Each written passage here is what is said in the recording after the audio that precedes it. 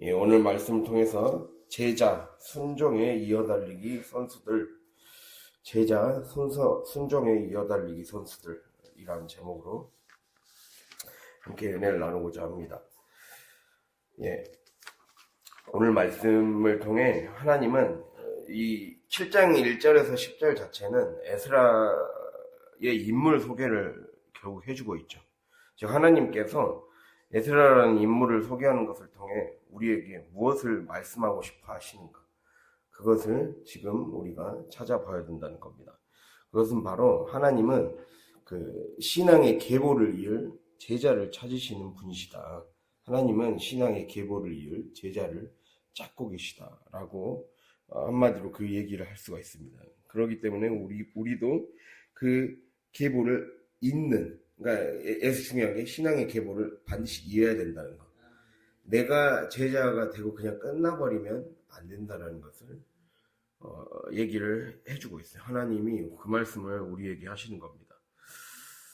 이제 우리가 1절의 첫 구절, 첫 글자, 이 일 후에, 이게 굉장히 중요합니다. 이 일 후에 바사왕 아닥사스다가 왕위에 있을 때에 에스라라는 자가 있으니라, 이렇게 나와 있죠.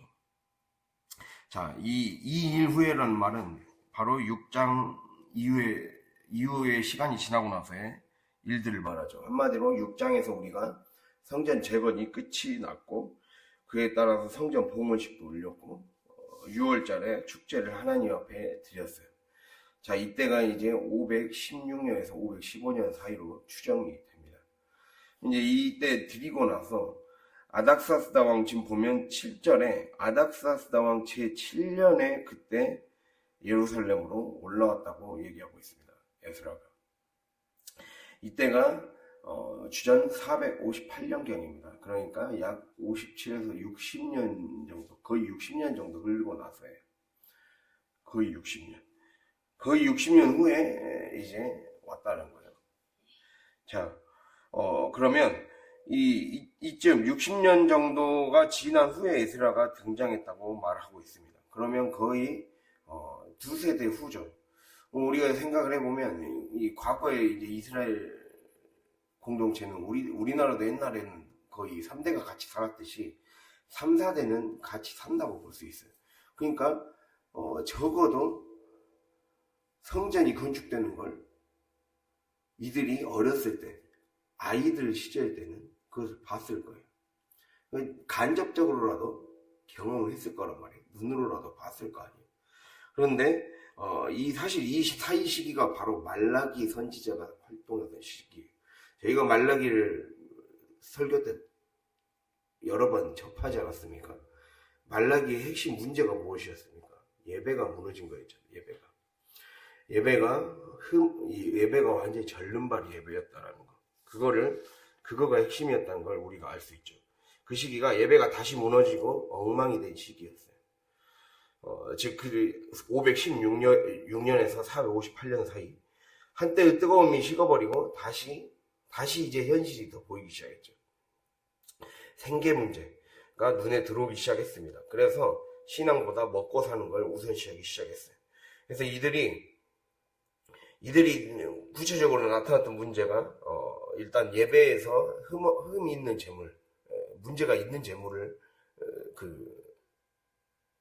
제사의 제물로 갖고 왔죠. 그리고 하나님 주신 물질을 아까워하면서 11조를 도둑질했습니다. 그리고 가정에 충실하지 않고 자기 욕심과 경제적 이익 때문에 이방 여인과 혼인하고 기존의 아내와 이혼하는 일들이 발생했어요. 그래서 우리가 이제 에스라 나중에 뒷부분 나오거든요. 에스라가 와서 했던 중요한 개혁 중에 하나가 이방 여인과 혼인한 사람들을 다 내쫓아버려요. 그러한 그 개혁을 에스라가 실행을 하거든요.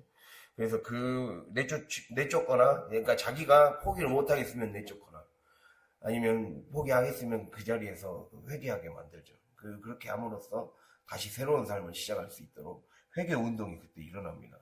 그러니까 이 모든 문제들이 말라기 시대 때 다 일어나 버렸어요. 가정이 충실하지 않고 자신의 욕심과 경제적 이익을 위해 아내를 버리고 이방인 아내를 맞은 자들이 생겨났어요. 그리고 공적 예배와 삶의 예배를 엉망으로 드리면서 이렇게 영적으로 망가져 가는데 이 공동체를 품지 않고 그냥 될 대로 되라, 오히려 더 자기 것만 챙기는 제사장들이 있었어요. 변화시켜보려고 애쓰지 않았던, 기도하지 않았던 제사장들. 그러니까 한마디로 학계의 스가랴 선지자 같은 큰 선지자가 끝나고 나자 다시 또 그 시기 때 아무것도 제대로 한 것이 없이 망가져 버렸다는 거죠. 그때 이러한 뜨거움이 식어버리고 현실이 들어오기 시작하자, 그러니까 한마디로 분명 말씀을 듣고 우리가 말씀드렸듯이 성령의 불에 깨지지 않았습니까? 깨졌고 뜨거운 마음으로 성전을 짓는데 열중했습니다. 기쁨으로 참여했고, 그것이 엄청 오래된 시간을 지난 게 아니에요. 예.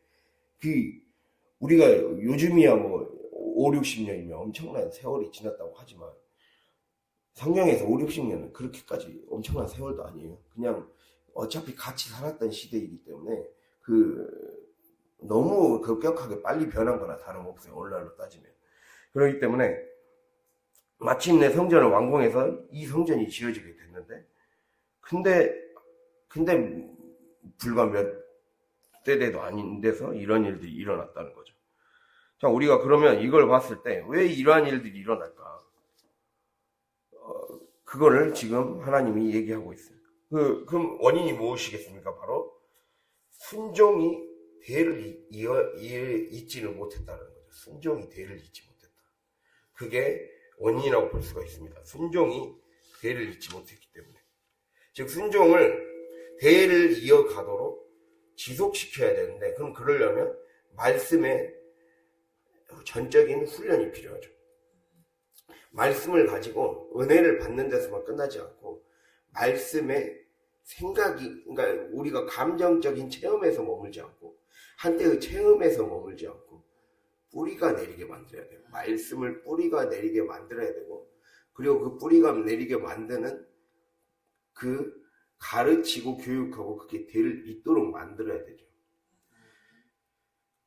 그러니까 가르치지는 않았다는 것을 지금 볼 수가 있어요. 그래서 이러한 문제들이 발생한 거죠.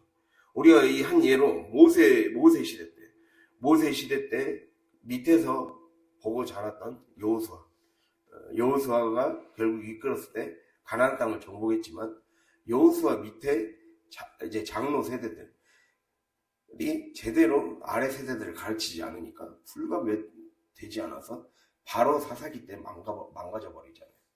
바로 자기 소견에 옳은 대로 행해서 결국에는 이방 민족들을 쫓아내지 못해서 그게 올무가 되어서 평생 그들이 왕조 시대를 겪고 나서도 그 혼합주의 신앙이 거기에서 뿌리를 내려서 망가져버리는 신앙이 되었잖아요. 그게 원인이에요. 즉 우리가 이 경건으로 훈련된 제자들을 키우지 않았다는 거죠.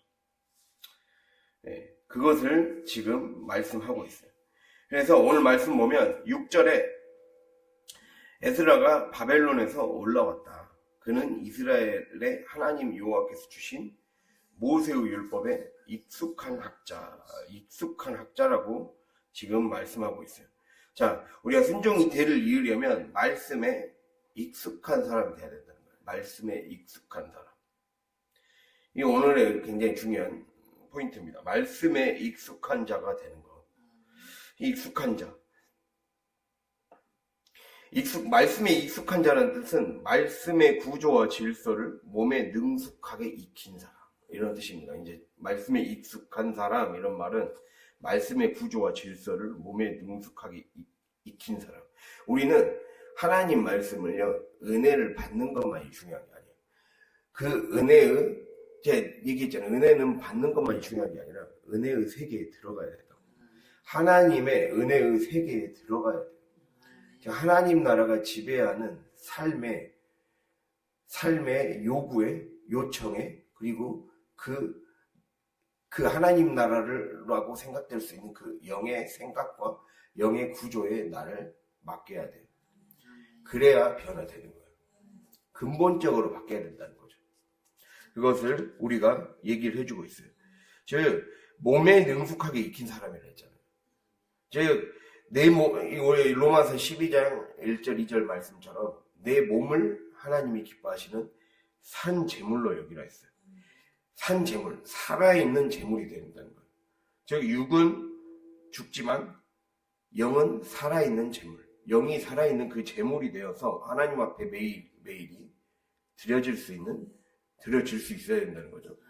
그것이 삶의 구조로 자리 잡아야 된다는 거예요. 질서로. 그것을 우리에게 지금 얘기하고 있어요. 그래서 신약 성경 이제 디모데 후서에서는 경건에 이르도록 내 자신을 연단하라. 디모데 전서 4장 7절. 경건에 이르도록 내 자신을 연단하라. 그러죠. 경건이란 말도 우리가 여기서 이제 중요한 게 익숙한이란 말 처음에 했잖아요. 익숙한이란 말은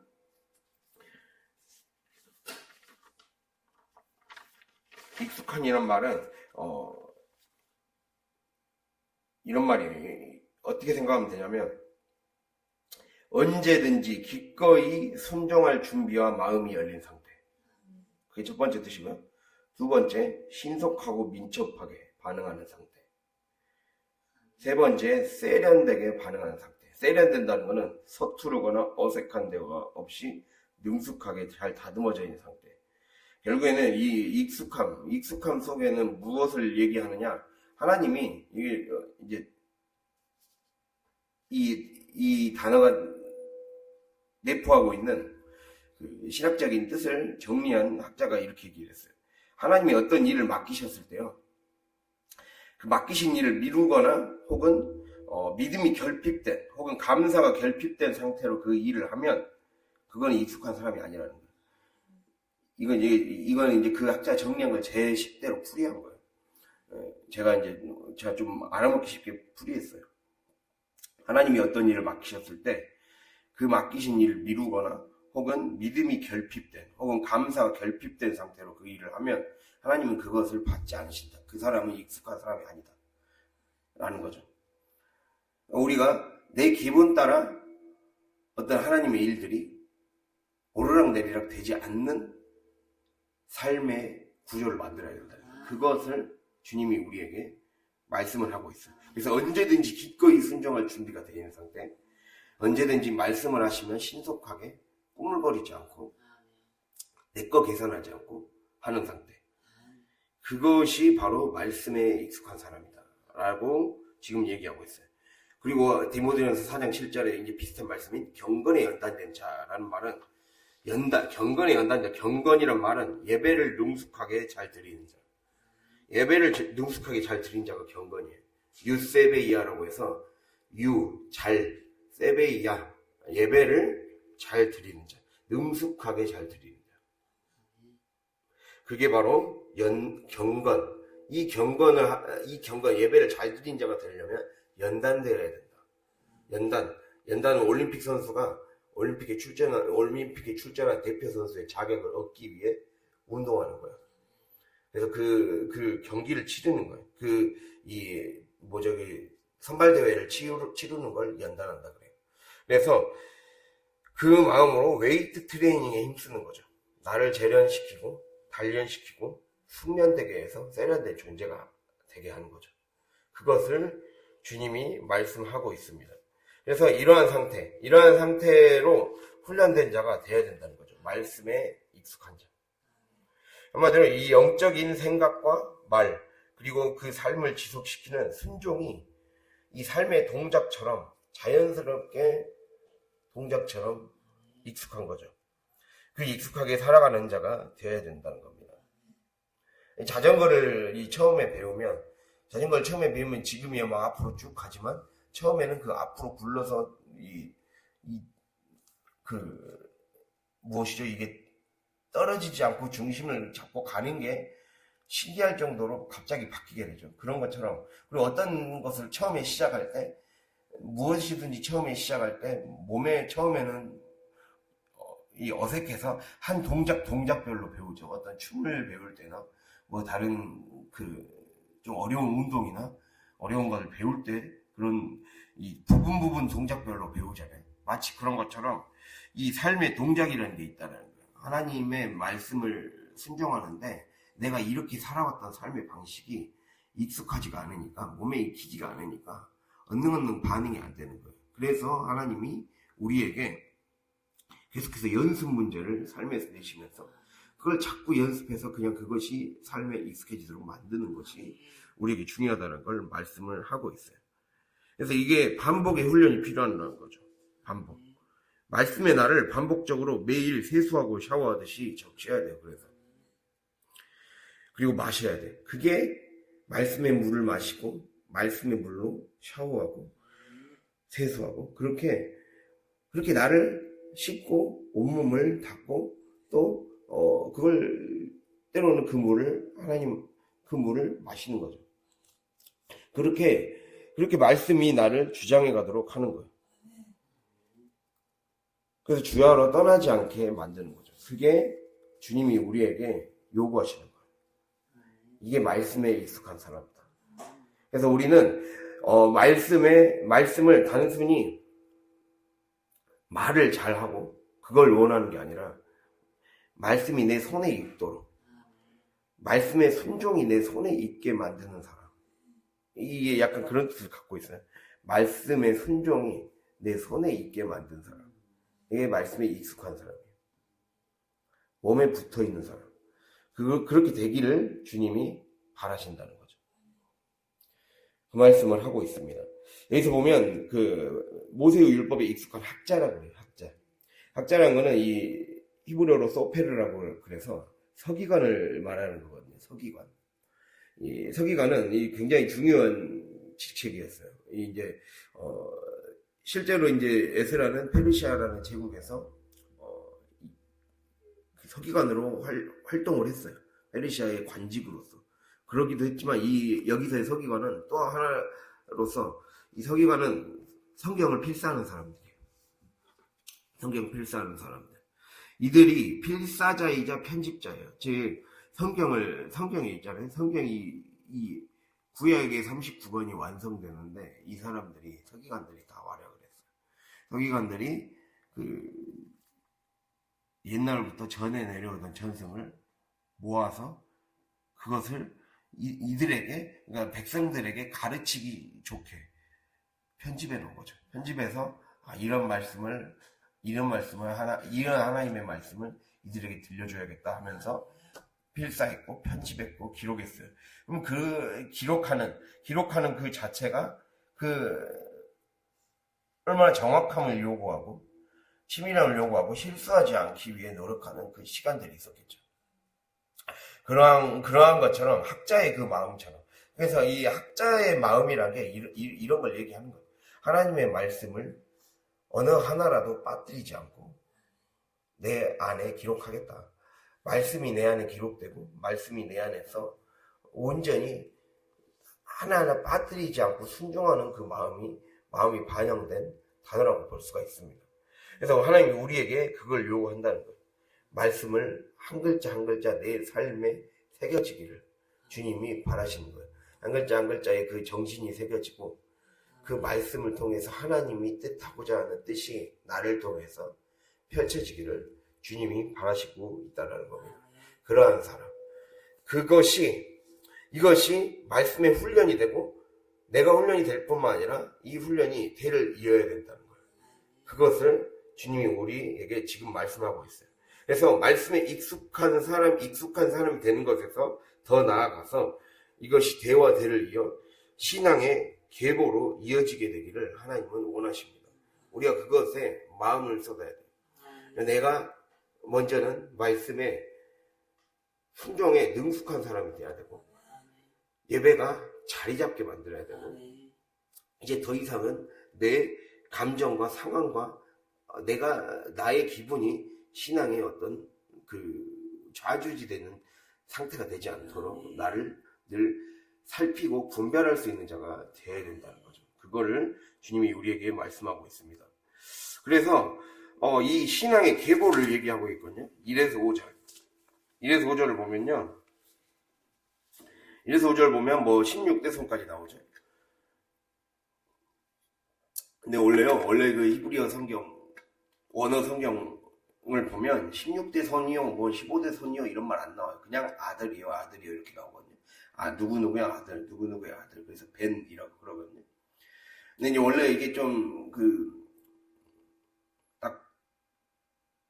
이게 이 성경 역사를 조사하는 사람들이 이게 정확히 딱 이게 16대 손이라고, 혈통적인 16대 손이라고 볼 수가 없다라는 거예요. 정확히. 성경이 원래 그러거든요. 우리가 이 마태복음에 보면 예수님의 족보가 나와요. 그러면 누구누구부터 누구누구까지 14대예요. 누구누구부터 누구누구까지 14대요. 누구누구부터 누구까지 14대에서 총 42대까지 예수님의 족보. 예수님이 가기까지 아브라함과 다윗의 세계, 곧 예수 그리스도의 계보라 나오잖아요. 그래서 그게 일부러 그 10숫자를 맞춘 거거든요. 그게 어떤 영적인 뜻이 있어요. 그 계보는 쉽게 말하면 믿음의 계보를 얘기하는 거예요. 여기에서 그 믿음을 지켜낸 사람들의 하나님이 딱 택하신 그 선별된 사람의 숫자예요. 여기에 16명은 하나님이 특별히 그 제사장의 계열은 맞아요. 에스라라는 사람이 등장하기까지, 아론에서 시작해서 에스라라는 사람이 등장하기까지 특별히 주목해야 될 게 이 에스라를 제외한 이 15명이 하나님의 믿음을 지켜서 끝까지 그 뒤로 갔기 때문에 여기까지 오는 게 가능했다라는 거예요. 그것을 지금 말씀하고 있어요. 그래서 원래 아들이란 뜻도 있지만 히브리어 누구누구의 아들이요 할 때 이 아들이라는 단어 자체가 히브리어에서는 제자라는 뜻도 있습니다. 제자. 그래서 제자라는 뜻에 조금 더 가깝게 보는 게 낫습니다. 제자. 그래서 단순한 후손만을 염두에 두고 쓴 게 아니라 믿음에서 이탈하지 않은 자들의 제사장 가문 명단입니다. 그리고 어떤 환난과 어려움, 절망을 겪으면서도 믿음을 붙잡은 자의 계보라고 할 수가 있습니다. 그래서 이 요한복음 1장에서도 요한복음 1장 12절 볼까요? 12절, 13절.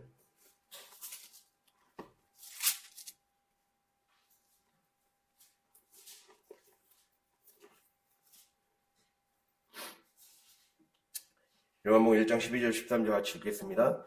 영접하는 자, 곧 그 이름을 믿는 자들에게는 하나님의 자녀가 되는 권세를 주셨으니 이는 혈통으로나 육정으로나 사람의 뜻으로 나지 아니하고 오직 하나님께로부터 난 자들이니라. 아멘. 예, 혈통의 자녀가 아니라는 거죠. 혈통의 자녀가 아니라 하나님의 뜻을 따라 난 자들. 하나님의 뜻을 따라 주님을 제대로 영접하고 주님을 만난 자들. 하나님의 믿음의 길을 따라간 자들. 그 사람들의 명단이 여기에 나와 있다라는 거예요. 에스라로 다시 넘어가면 그렇게 나와 있다라는 거. 그것을 주님이 우리에게 말씀하고 있습니다. 즉 제자는요, 하나님이 기억해 주시는 믿음의 사람이 곧 제자다. 하나님이 기억해 주시는 믿음의 사람. 그리고 믿음의 삶을 배우고 익혀 그것을 반드시 뒷세대에 이어가는 사람이 제자라는 거예요. 제자는 반드시 가서 제자 삼으라 그랬어요. 주님은 가서 제자를 삼으라 그랬어요. 너만 배우고 너만 돼서 끝나는 거는 하나님이 원하시는 것이 아니라는 거예요. 우리는 이어달리기 선수들이에요. 순종의 이어달리기 선수들. 예수님이 재림하기까지 그 대를 이어서 주님이 오시기까지 그 이어달리기를 뒷세대 해줘야 돼요. 그것을 해주지 않으면 그게 우리에게 책임이 오게 되어 있습니다. 하나님이 그걸 우리에게 책임을 묻는 거예요. 제자를 삼으라는 건 지상 명령이에요. 하나님이 하신 명령입니다. 예수님이 우리에게 하신 명령. 반드시 제자를 삼아야 된다. 그 말씀을 기억해야 됩니다. 그러려면 내가 제자를 잘 훈련이 돼야 되겠구나. 그냥 썬데이 크리스찬의 그 마인드와 그 자세와 그런 육의 생각을 여전히 뿌리 버리지 못하고 사는 거는 안 되겠구나. 이게 제자를 삼으려면 먼저 나 자신부터 정신을 차리고 하나님 말씀에 끼어 있어야 되겠구나. 말씀의 훈련을 받아야 되겠구나. 이거를 기억할 수 있기를 바랍니다. 그래서 우리는 순종의 이어달리기 선수, 하나님의 그 길을 같이 뛰어가는 사람이라는 걸 기억할 수 있기를 바랍니다. 그래서 이 순종의 이어달리기, 함께 달리기에 대표 주자들의 신뢰가 나와 있어요. 그리고 보면 이게 주목할 사람들이 4사람이 있거든요. 에스라를 제외한 4사람이 있는데, 아론과 엘르아살과 비느하스와 사독입니다. 보면 이 거꾸로서부터 봅시다. 5절에 아니 5절에 아론 나오죠. 대제사장 아론. 아론은 제사장직의 첫 출발을 뗀 사람이에요. 모든 제사장이 아론에서부터 시작했죠. 아론이 그 첫 제사장입니다. 근데 우리가 잘 알다시피 아론은 사실 은혜로 주어진 직분이었어요. 이 아론이 제사장의 직분의 안수를 받았던 때가 공교롭게도 언제였냐? 금송아지 우상숭배를 저지르고 그로 인해 백성들이 죽게 되고, 그래서 자기 그 죄의 책임 가운데 아파하고 힘들어하고 있을 때 그때 안수해줬어요. 그 은혜 가운데 그런데 하나님이 그럼에도 불구하고 아론을 세우셔서 제사장을 행하게 하셨어요. 마치 우리를 하나님이 부르신 것과 비슷한 거죠. 이렇게 제사장을 위임받아 안수받은 이 레위기 8장에서 10장이거든요. 근데 출애굽기 32에서 34장이 금송아지 숭배였어요.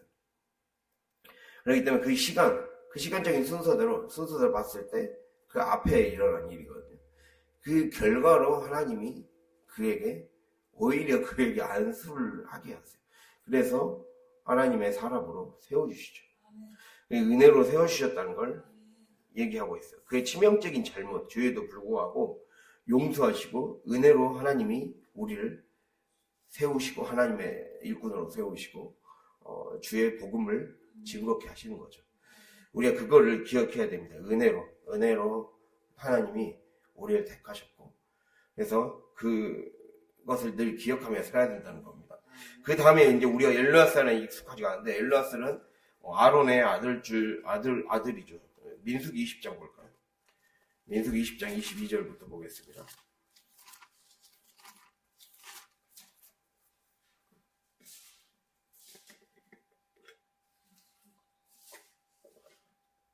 민수기 20장 22절부터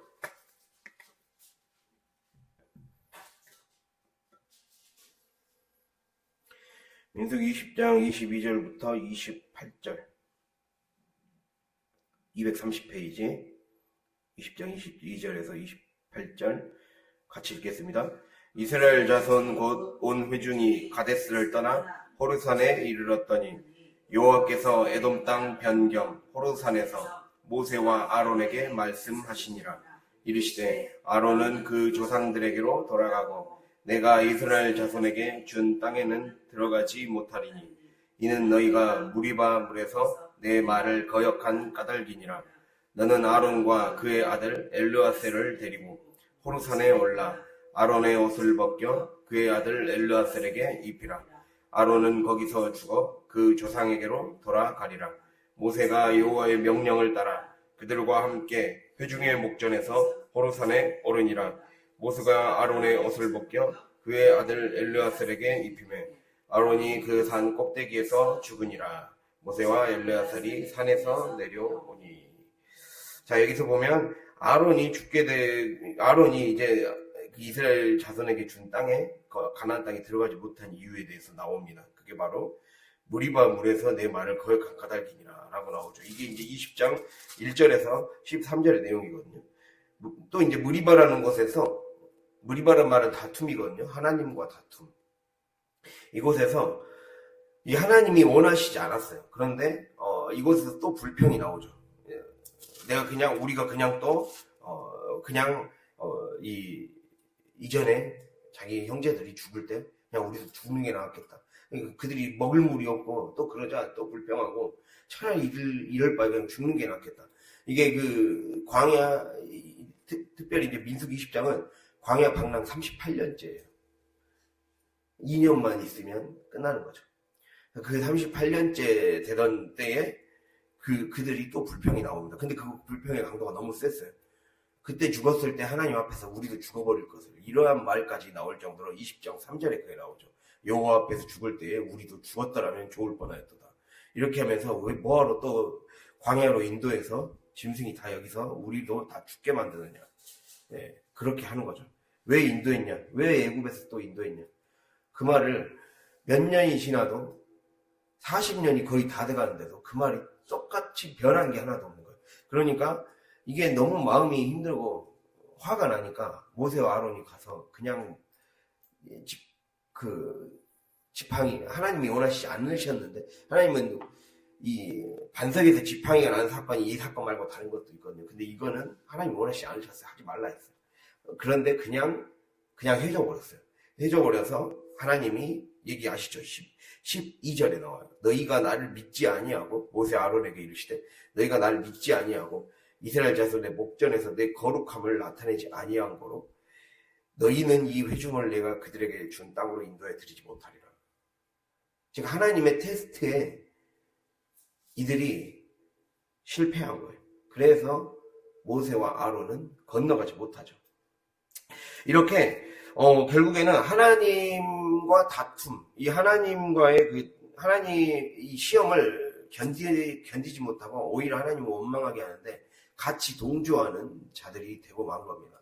그러한 죄의 책임을 지고 아론은 이제 그 자리에서 죽게 됩니다. 그 자리에서 죽기 전에 이 제사장의 옷을 벗어서 바로 그 옷을 자기 아들 엘르아살에게 입히게 합니다. 즉 굉장히 힘들 때 제사장이 된 거예요. 엘르아살은 이 모든 그 어려운 과정, 이렇게 됨으로써 원망해서 하나님께 원망하고 하나님의 뜻을 시험을 통과하지 못하면 저런 책임을 져야 되구나.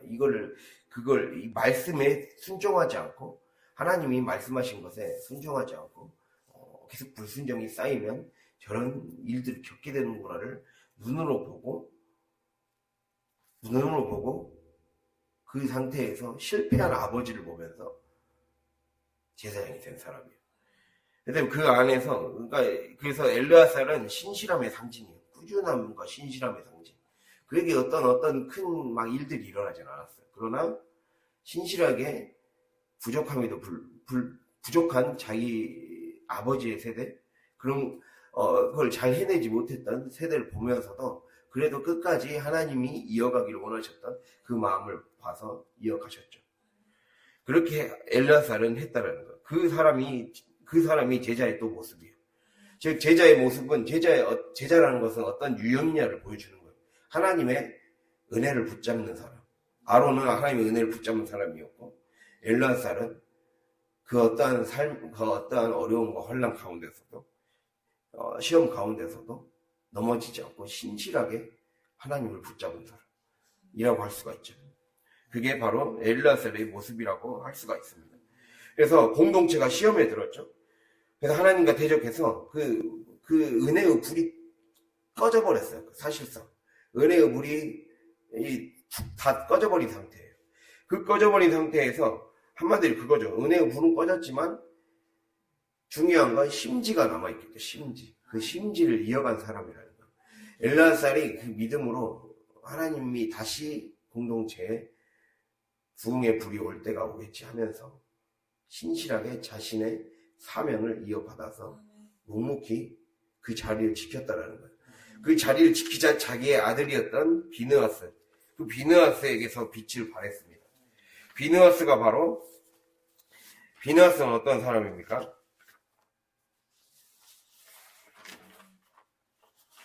비느하스 아신가요? 비느하스는 민수기 25장에 나오죠. 바알보올에서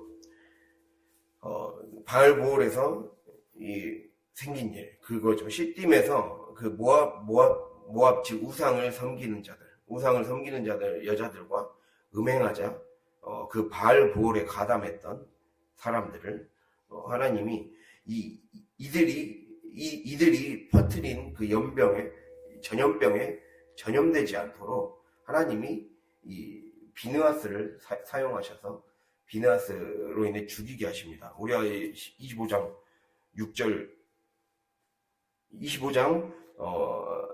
7절 나오죠. 7절 8절.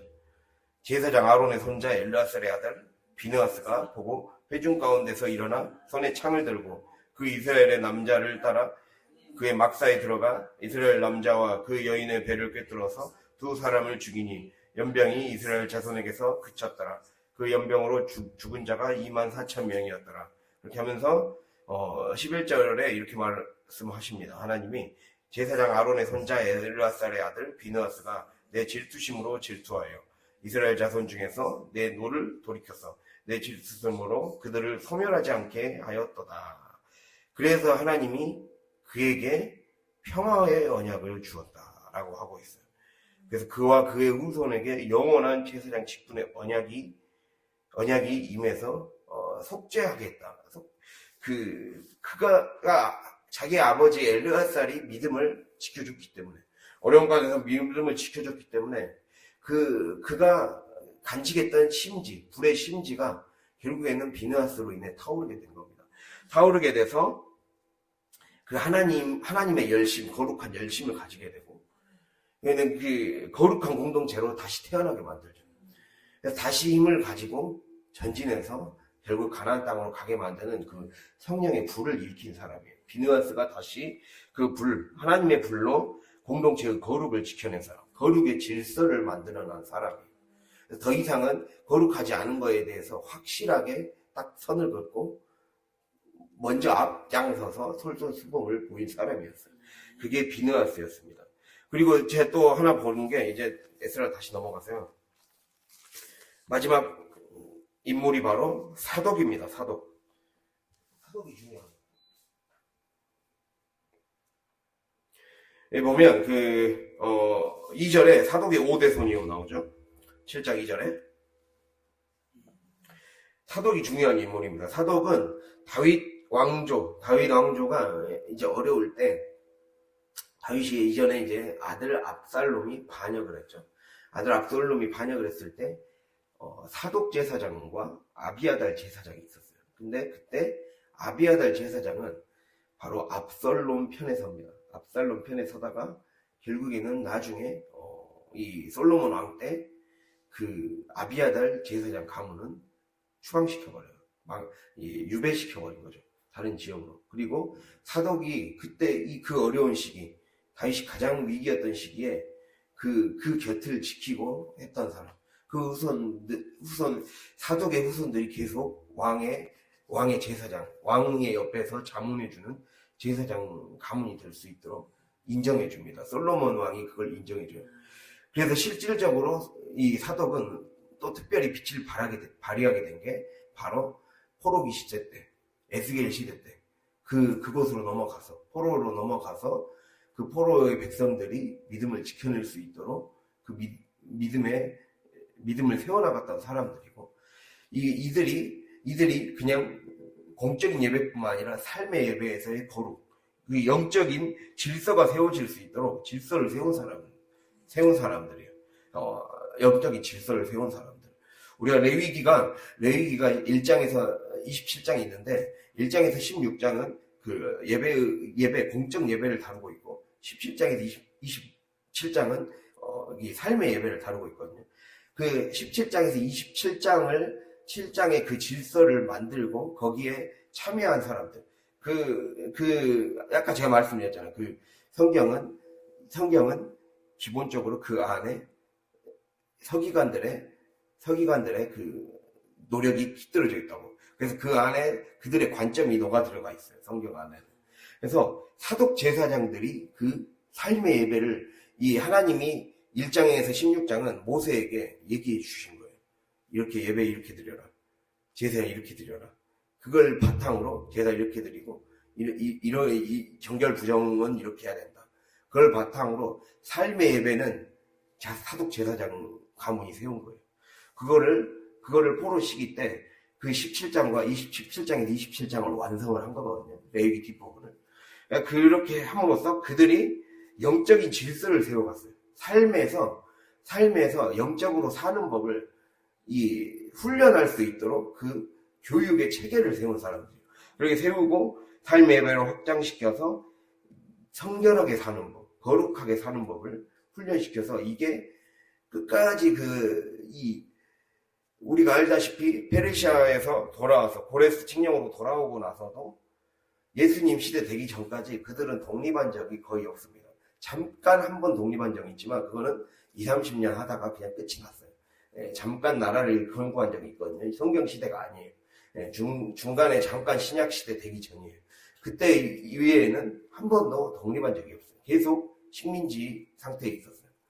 다른 강대국에 의해.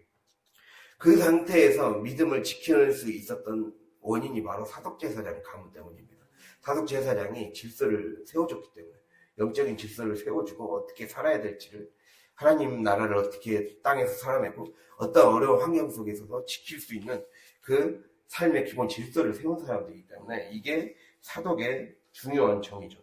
그래서 그들이 명문의 제사장 가문이 되어서 그들이 하나님께 쓰임받게 되었다라는 겁니다. 그래서 이런 것을 통해서 하나님이 우리에게 이렇게 말씀하시는 거예요. 은혜의 사람, 제사장, 이 제자는 은혜를 붙잡는 사람이고, 신실하게 하나님을 꾸준히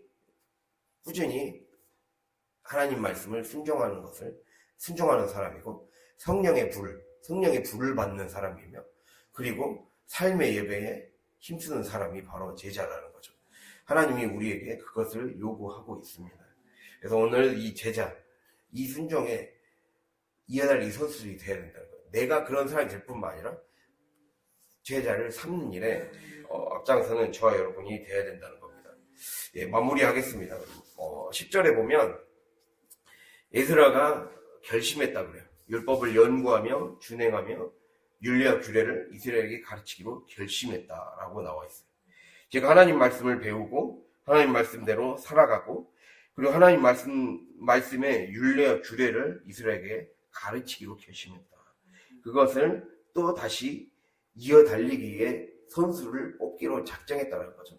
즉 제자를 삼기로 결심했다는 거죠. 이 결심이 우리의 결심이 될 수 있기를 바랍니다. 이 결심이란 건, 특별히 결심하다는 말은 마음의 구조를 새롭게 세우다라는 뜻을 갖고 있어요. 이브리어 원뜻이 마음의 구조를 새롭게 세우다. 아까 제가 얘기 드렸잖아요. 말씀에 익숙한 자. 말씀에 익숙한 자가 무엇이라고 말씀드렸습니까? 말씀의 구조와 질서를 몸에 능숙하게 익힌 사람이라고 했잖아요. 하나님의 영적인 삶의 구조 안에, 하나님의 영적인 삶의 그 나라 안에, 하나님 나라 안에 내가 완전히 그 나를 맡기고 들어온 사람, 그 방식대로 사는 사람, 하나님 나라 방식대로 사는 사람, 그게 곧 경건한 자이고 제자이고, 그리고 그것에 따라 살기로 결심하는 자. 그 에스라의 결심이 바로 우리의 결심이 될 수 있기를 바랍니다. 그래서 내가 열심히 배우고 익히고 말씀의 삶에 푹 젖어서 말씀이 나를 주장해가고, 그 주장이 그 후대까지 이어질 수 있는 제자 삼는 꿈을 꾸고 비전을 갖고 살아갈 수 있는 저와 여러분이 될 수 있기를 간절히 바랍니다. 예, 기도하겠습니다.